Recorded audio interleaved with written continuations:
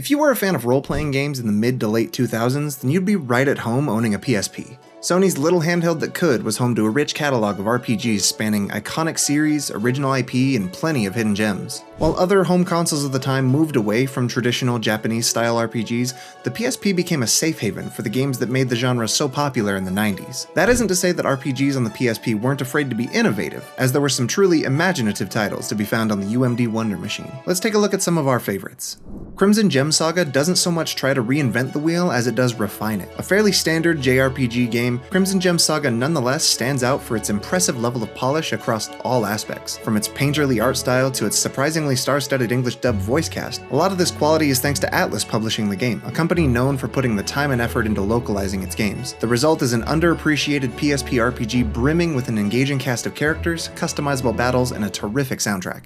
The East series enjoyed a strong representation on the PSP, with East 7 being one of the standouts. This mainline installment was the first to adopt the multi-character combat style, where you could switch between party members to exploit weaknesses within the enemies. This added a new layer of strategy to the series, while allowing characters other than the series protagonists to really shine. Throw in a gripping narrative and Falcom's typically epic music, and you have one of the best East games out there.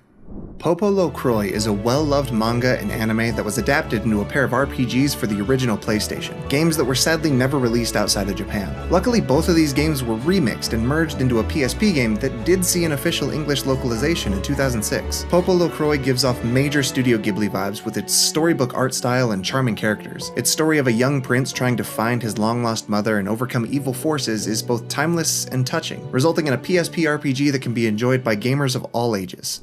There's no shortage of ways to play Final Fantasy IV. Pick any Nintendo or PlayStation system from 1990 onwards, and there's probably about a 30 to 40% chance you can play some version of Final Fantasy IV on it. And yet, despite its over-accessibility, Final Fantasy IV The Complete Collection still stands out as one of the superior versions of this iconic RPG. Alongside having the original game, interlude, and the after years all packaged in one place, the PSP version also includes some of the sharpest sprite work to come out of a Square Enix game that doesn't include the HD 2D or Pixel Remaster labels. Level 5 treated PSP players with Jeanne d'Arc, a one-of-a-kind strategy RPG that is a loose retelling of Joan of Arc in the 100 Years' War. Emphasis on the word loose. There's plenty of fantastical elements thrown in to help the game appeal more to the JRPG crowd, but the heart of the story isn't lost at all. Jeanne d'Arc still hits all the emotional beats you'd expect from a level 5 game, and pays its historical foundation enough respect to make it for a gripping experience on the PSP. Even among the crowded space of Final Fantasy VII related spin-off games, movies, and books, Crisis Core still manages to cut through the noise. Set before the events of the main game and focusing on soldier Zack Fair, Crisis Core is the textbook example of how to make a good video game prequel. It expands on the world of Final Fantasy VII and provides even more emotional depth to the story of the original game, while also being an excellent standalone title that doesn't compromise on delivering its own satisfying, self-contained narrative. The final act delivers some of the most gut-wrenching scenes from any Final Fantasy game, cementing Crisis Core's legacy as a Shakespearean-level tragedy on a UMD. Despite being a remake of a 1995 Super Famicom game, Tactics Ogre Let Us Cling Together still feels like an impressive feat for the PSP. The sheer amount of gameplay is staggering, with a completionist playthrough taking in excess of 200 hours. The beauty of Tactics Ogre is that it always supplements this scope with substance, a mature storyline about warring factions, deep strategy RPG systems that you can easily sink your teeth into, and ridiculous levels of choice in both the direction of the plot and your party, ensuring that this is one game that you'll be spending a long time playing, guaranteed. The best thing about Kingdom Hearts Birth by Sleep is that it understands how to deliver a quality experience within the confines of the PSP. Instead of trying to replicate the scale of the mainline console games and ending up falling short, the developers at Square Enix reworked the Kingdom Hearts formula to fit incredibly snugly on the PSP's 4.3-inch screen. The battle system has been tweaked to work with the PSP's limited controls, and the different Disney worlds are the perfect size for a portable game. The story also doesn't require you to take a course on Kingdom Hearts lore before playing it. Instead, it's perfectly content to tell a touching prequel tale about 3 friends venturing out into the world to find their missing master.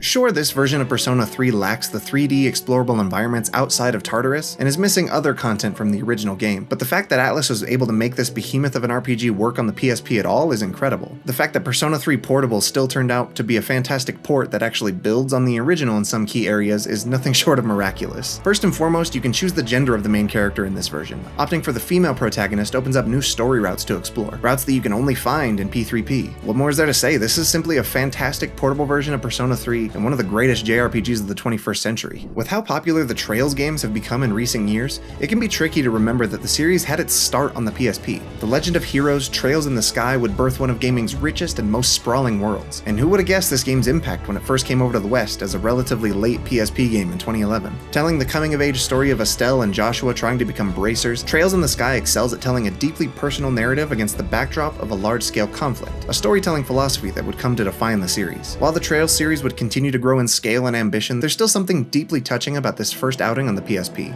Make sure you check out thegamer.com for more lists like these.